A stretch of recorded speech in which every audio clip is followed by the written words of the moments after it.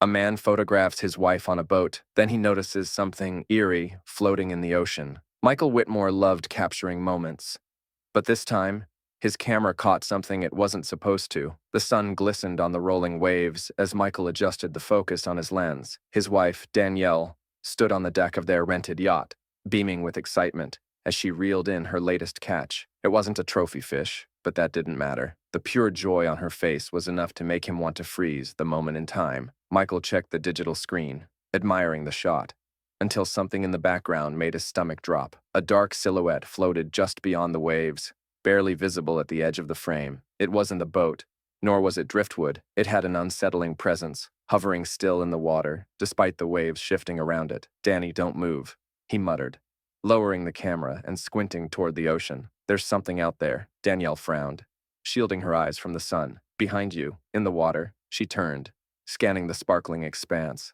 And then, she saw it. A faint, shadowy mass bobbed 100 yards from their yacht. It wasn't drifting like debris.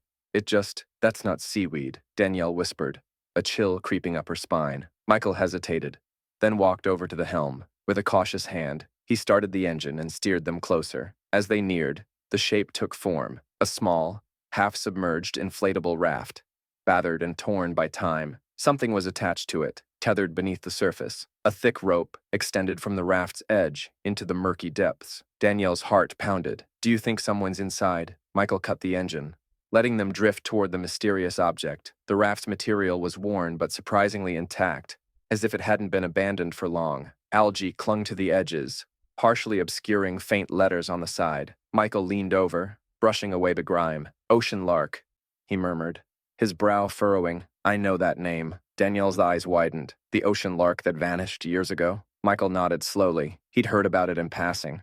A yacht that had disappeared without a trace more than a decade ago. No survivors, no wreckage, just an empty entry in maritime records. But here, adrift in the vast ocean, was a piece of it. His breath quickened. This was a ghost, and it had been waiting to be found. A rope dangled from the raft, disappearing beneath the waves. Michael grabbed a boat hook, carefully pulling the line upward. Something heavy resisted his tug. A metal container, coated in rust and grime, surfaced from below. Danielle shuddered. Why would someone strap a locked box to a raft? Michael's fingers tightened around the boat hook. Only one way to find out. Retrieving a crowbar from the yacht's emergency kit, he pried at the rusted padlock. It groaned in protest before snapping open. As he lifted the lid, a musty, salty scent filled the air. Inside, wrapped carefully in plastic, were several objects: a tattered notebook, a folded navigational chart, a pair of tarnished gold wedding bands, and a water-stained photograph. Danielle's breath hitched. "Michael, these were someone's." Michael picked up the photograph. It depicted a couple standing on a yacht's deck, arms wrapped around each other, radiant with excitement. The back was faded, but ink scrawled across it read, "Sam and Vic, Our Adventure, 2009. Danielle swallowed hard. These are the people who went missing. She carefully flipped open the notebook. The first few entries brimmed with joy, chronicling Sam and Victoria Hale's voyage to explore untouched islands. But as she flipped further, the writing became frantic. June 17th. Something's wrong. The radio isn't working. Engine struggling. Storm ahead. June 19th. We're drifting. No power. No land in sight.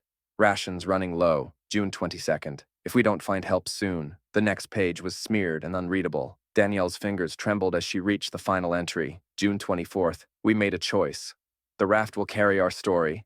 If anyone finds this, silence settled over the yacht. Danielle closed the notebook, her chest tightening. They knew they wouldn't make it. Michael stared at the ocean, the waves suddenly feeling less inviting, more menacing. They left this behind for someone to find. And after all these years, that someone was them. We need to call the Coast Guard. Danielle pulled out her phone but found no signal this far from shore. We'll have to head back. Michael nodded, securing the box in a cooler. As he started the engine, he glanced back at the raft, still caught on unseen debris beneath the surface. It was as if the ocean itself had been holding on to its secret. But why let it surface now? The marina buzzed with activity as Michael and Danielle handed the container over to the local harbor patrol. When an officer read the name Ocean Lark, his face paled. This yacht disappeared years ago, he muttered, making a quick call. The family never found a trace. The items were carefully cataloged, each one a potential clue. A few days later, An email arrived from the Coast Guard. They had identified Sam Hale's only surviving relative, his sister,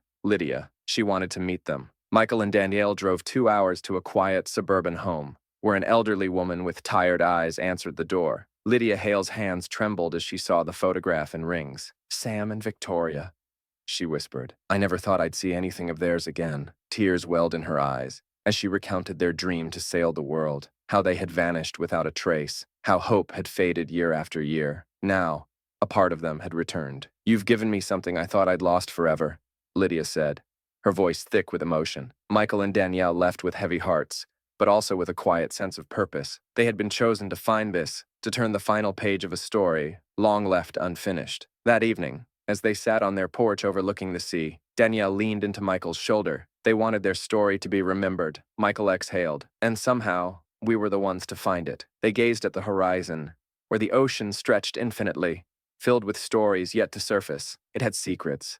Some it never gave up, but every now and then, when the time was right, it let one go. What do you think really happened to the ocean lark? And why do you think the raft resurfaced now? Let me know in the comments.